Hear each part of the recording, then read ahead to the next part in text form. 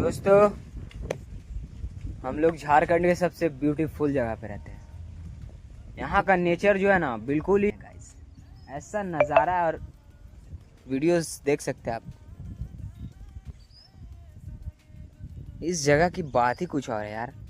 चारों तरफ ही हरियाली है, पेड़ है, पौधे हैं, और बड़ा सा एक पहाड़ है, देख सकते हैं। ऐसे जगहों पे रहना सबकी बस की बात नहीं है गाइस।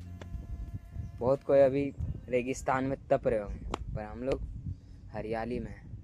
हरियाली में मजे होगी।